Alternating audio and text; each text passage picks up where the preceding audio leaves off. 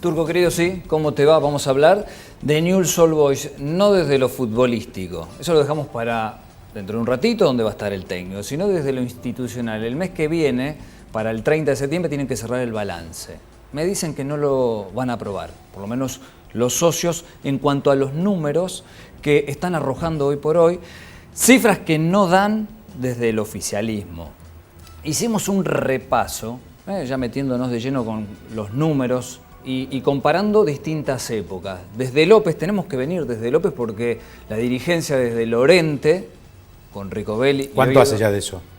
Y fue en el 2008, desde el 2008 para acá. López estuvo desde el 94 al 2008. Ahí se generó una deuda.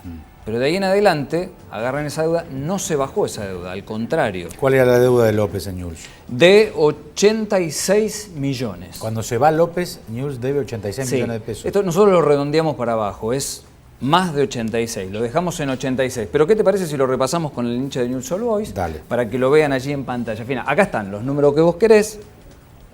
Del 94 al 2008 estuvo López, 86 millones, era una locura para aquella época, porque era una deuda millonaria que parecía imposible. Y 2008 estaría 4 pesos el dólar aproximadamente, ¿no? Sí, más o menos. Sí, ahora vamos a hacer la cuenta. Vos sacás esos números en dólares. Más abajo vamos a tener los números en dólares. Bueno, agarra la comisión directiva de Guillermo Lorente, desde 2008 al 2015. 21 millones de dólares aproximadamente. 21 millones de dólares. De la época. Perfecto. Son esos 86 millones.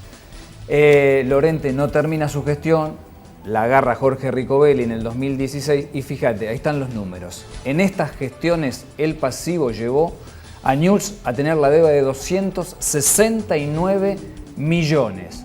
La deuda generada por las presidencias de Lorente y Ricobelli, 183 millones. 15.800.000 dólares de hoy. El resto de los números pertenece a López, es decir, ellos combatían esta deuda de López, pero generaron el doble de esa deuda. Bueno, seguimos con la otra placa.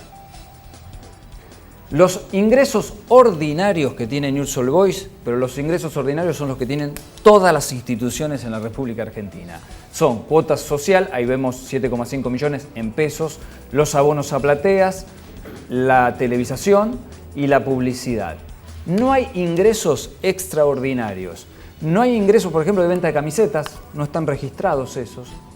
Y fíjate este dato que es fabuloso. Entre los años 2013 y 2016, tras la salida de Martino, el club vendió por 18 millones de dólares. Lo hicimos a un promedio de 18 pesos, hoy bajó. 324 millones de pesos en las ventas de Escoco, Pablo Pérez, Guzmán, Urruti, Casco y Ponce. Fíjate cómo es la venta que hizo Newell's Old Boys con el pasivo que tiene. ¿Dónde quedó ese dinero? ¿Dónde está esa plata? ¿Qué ocurrió con esas divisas de ventas de jugadores? De capital que tenía Newell's Old Boys en jugadores. Bueno, no se sabe. Si se fueron para algún lado, alguien se hizo el distraído y lo sacó. No se sabe. Este dato no lo manejamos. ¿O lo manejaron mal? ¿Y cómo puede ser que se haya manejado mal? Contratación de jugadores con sueldos altísimos y que no estaban previstos. Malas inversiones que hayan hecho en Newell's Old Boys. Del estadio no se hizo nada, porque la reforma del estadio la hizo López. Bueno, esto es lo que nosotros manejamos. Desde lo judicial también hay otro paso, que ahí entra Hernán Funes. Así es, Hernán, ¿cómo te va? Buenas noches. ¿Qué tal, Alberto? ¿Cómo te va? Buenas noches para todos. Es que Newell's está en concurso preventivo y la justicia ejerce un control después de la era de Eduardo José López. Ustedes saben que López está junto a más de 15 miembros de su comisión directiva en trámite de juicio escrito en el Palacio de Justicia de Balcarce y Pellegrini.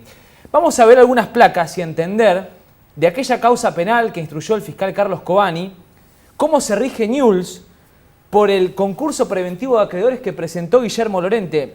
¿Y por qué todo pasa por la justicia? Newell's se rige bajo la ley 25.284, que es la de un fideicomiso de administración con control judicial, aquella creada para salvar a las instituciones deportivas. Claro, a las entidades. Empezó con Racing eso. Empezó con Racing, exactamente. En Newell's empezó en el año 2009 y la ley dice que hay un plazo máximo de 12 años, o sea, debe terminar como máximo en el 2021. Empezó con Racing para que no le pase lo que le había pasado a San Lorenzo de Almagro. Claro. Que hasta perdió la cancha. Independiente tuvo dificultades y Newell's no fue ajeno.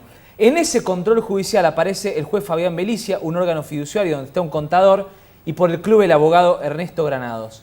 ¿Qué deuda de Newell's de la época López, solamente la época López, fue verificada? O sea, acreedores que fueron a tribunales con los papeles y pudieron certificar que el club les debía plata. 40 millones de dólares. Eso fue lo verificado.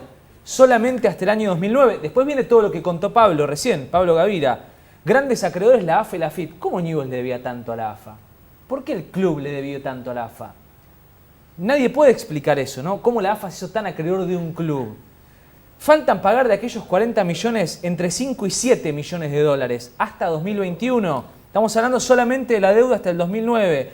Es decir, Newell's con el concurso y con el control judicial pagó el 65% de la deuda verificada. Muchos dicen que el fideicomiso sirvió porque la deuda postconcursal va camino a pagar el 100%. Ahora, para pagar el 100% pasa enormes dificultades. ¿Por qué les digo esto?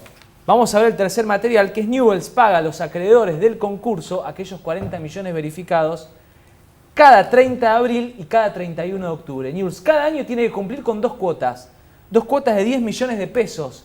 Eso hace que sean 20 millones anuales que Newell's deja de destinar a su deporte amateur, a la contratación de jugadores, a la compra de un futbolista, a un contrato de alguna estrella. Y aparte el parate hoy de Newell's lo daña. No hay recaudación, no hay abonos, el 15% es retenido por la cuenta judicial. Dicen, ¿por qué cuando Newell's cobra de la televisión el 15% va al juez? Por aquel concurso que quedó de la era López. Por esos 40 millones de dólares verificados que Newell's va camino a pagar el 100% hacia 2021. O sea, tiene un camino larguísimo por recorrer todavía. ¿La justicia administra? No, la justicia no coadministra. Dicen en tribunales, o explican en tribunales, que la comisión directiva está en pleno uso de sus facultades. Pero, por ejemplo, si Newell's quiere traer un jugador, fíjense lo que tiene que pasar, lo tienen en pantalla. Tienen que ir al juez y lo tienen que convencer. Le tienen que llevar la opinión del director deportivo, la aprobación de la comisión directiva, la minuta, el contrato, el monto de la operación y, bueno, deben convencer al órgano fiduciario. Este es el salvataje de Newell's. El juez no quiere que compre jugadores Newell's. No es que el club, y está realizando préstamos. No es que el juez no quiere que Newell's compre. El juez tiene que hacer lo lógico para que Newell's cumpla con la deuda anterior. Y estamos hablando de la deuda que está judicializada, que es aquella hasta el año 2009. Es ese concurso. Por eso le retiene el 15%, por eso administra qué jugadores vienen, o aprueba qué jugadores pueden venir, o qué contratos Newell's puede pagar. De hecho, fíjense, o lo puede decir mucho mejor Pablo, si Newell's trajo grandes jugadores en los últimos años, y son todos jugadores surgidos del club que aceptaron tener contratos muchísimo menores a los que tendrían en cualquier otro lado. Maxi Rodríguez, Ignacio Escoco, Lucas Bernardi. Newell's no podría pagar un contrato de esas características a precio de mercado hoy.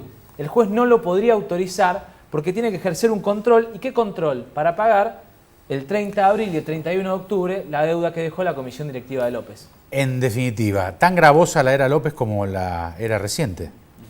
Sí, la diferencia es que la era López tiene dos aristas, ¿no? La del concurso preventivo de acreedores, que es la que sigue el juez Belicia, y la causa penal, que está en trámite de juicio escrito. Bueno, ha pasado muchísimo tiempo. Lo cierto es que de la causa penal no se sabe cuándo va a terminar. De lo que es el fideicomiso o la coadministración, dicen la justicia no es una coadministración, pero es un control judicial, por lo menos Newell's tiene hasta 2021 por delante. O sea, hasta ese año, cada jugador que Newell's quiera contratar, va el control judicial que recién les estábamos comentando. Y del deporte y la información judicial, vamos al espectáculo.